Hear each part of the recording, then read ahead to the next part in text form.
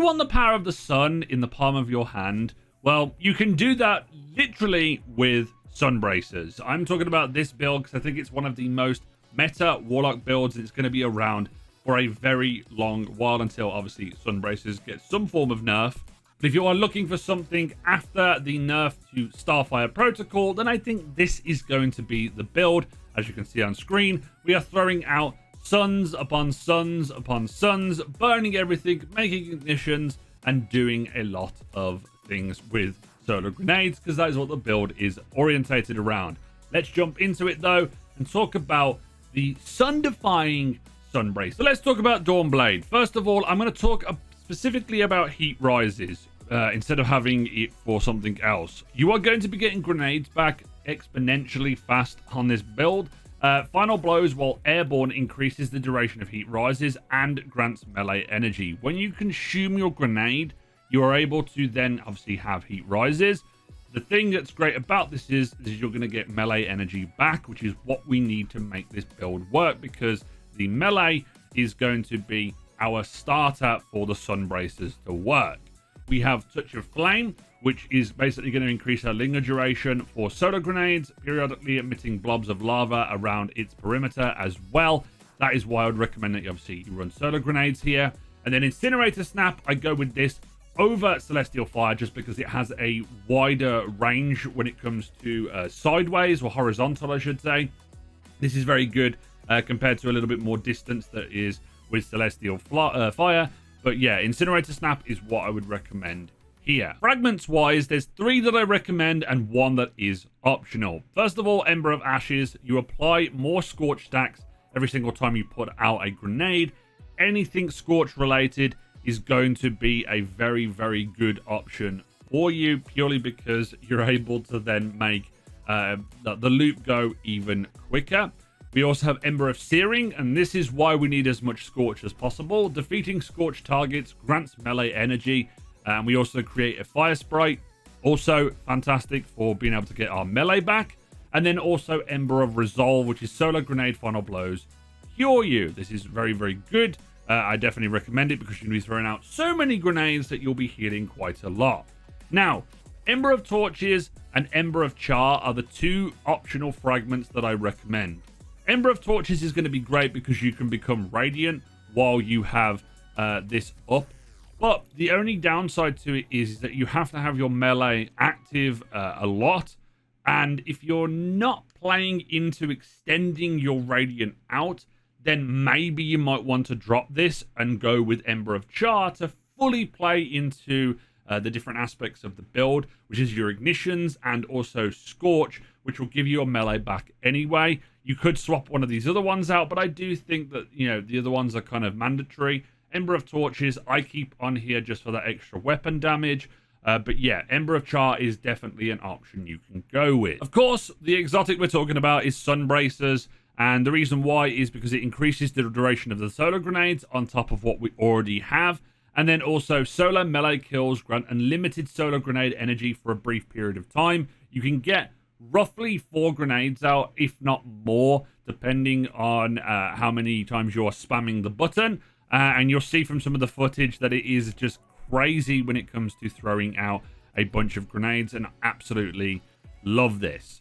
For weapons though, the only thing that I would say is important is making sure you have a weapon with incandescent. I have my Callus mini tool, which is fantastic. It has over 6,000 kills, long as I've used this quite a lot.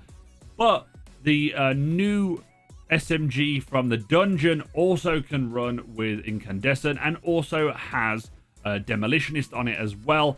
And it is a little bit of a better frame than this, so maybe you want to go with that if you can't get your hands on a Callus mini tool because you missed that season. I also have a fixed odds with incandescent on, and I also have conditional finality purely for the fact that it gives you an ignition for free essentially. And if you wanted to, you could potentially combine that with Ember of Char, but I'm not too sure how that interaction works. Let's talk about the mods and stuff on the build. For the artifact mods, there's 2 mods that I would recommend.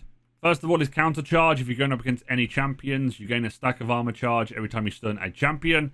And then also authorized mods, or authorized melee mods, which will basically make all of your melee stuff be a lot cheaper. Everything else isn't really solar focused, so that is why I wouldn't really recommend anything else, mainly just those two artifact perks. For the helmet mods, I am going to recommend that you double up on Ashes to Assets so you can get your super back even faster because of the amount of kills that you're going to be getting with your grenades. But you could obviously swap out Hands-On is just here for extra orbs and it's quite cheap.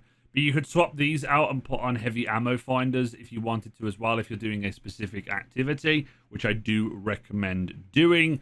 We move on to our arms, which is obviously the Sunbracers. We have a momentum transfer, which is causing damage with a grenade, reduces your melee cooldown, which is why Sunbracers is so good because of the amount of stuff that we're using with our grenades. We also have melee kickstart, which is amazing, especially in this build because we're not using any surges. We will be able to get a chunk of our melee energy back every single time we use it, and then also firepower for generating us a bunch of orbs. On our chest piece, I have 2 resistances. You can put whatever you need to put on there, but I do have charged up on just to give me that 1 extra stack, but it is debatable whether or not you want to use this for some other options, maybe your reserves if you needed to, because even if you can get 3 stacks of armor charge, you are going to be using it quite quick. So whether if you get 4, it is entirely up to you. And on our legs, we have elemental charge, which is collecting a fire sprite. Also has an escalating chance to give us an armor charge. I'm not using any of these. If you really wanted to, you could put stacks on as well, which is also plays into the build, which I think I would recommend, especially if you want to run more of a focus on the melee build. But I just have elemental charge on here just to give me more ways of getting my fire sprites and giving me more armor charges. But I would actually recommend using stacks on this build. I also have invigoration, which is reduces your melee cooldown each time you pick up an orb of power.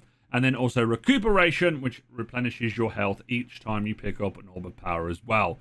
Do not use surges on this class, on this build I should say, purely because you want to be focusing into the melee kickstart, and that will always take it away.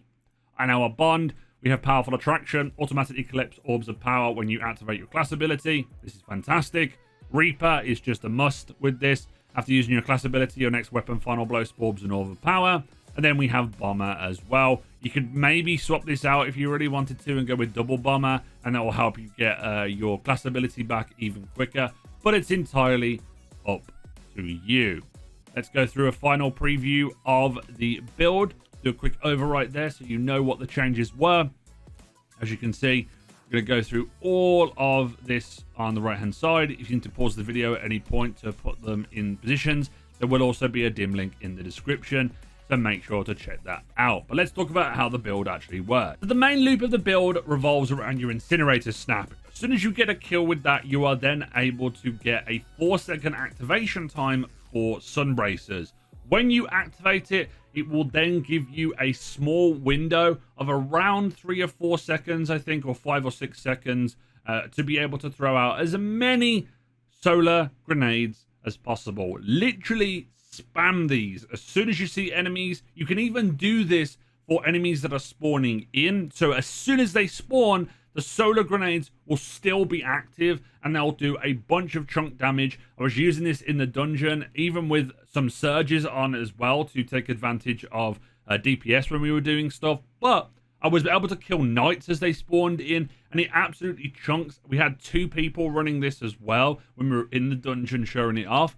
And yeah, it's nuts. You can throw out so many grenades very quickly, and I do recommend that you check this out. How this will fare in endgame activities, if you want to do something more ranged orientated, then make sure you swap off the incinerator snap and go with celestial fire potentially. And then also you could swap out the exotic lineup and go with maybe Polaris Lance and get yourself the ignitions there that could spread some scorch too. But it's entirely up to how you want to play it and how it fits into a specific activity. Obviously, it won't be as synergistic in higher end stuff, but it's still going to absolutely melt in, I think, at least 80% of all of the game. So let me know what your thoughts are on the build down in the comment section. Subscribe to the channel if you are new. Turn on the notification bell as always, and check out the link in the description for the dim of this build if you want to try it out for yourself. And as always, this has been Jimbo. and I'll see you guys next time.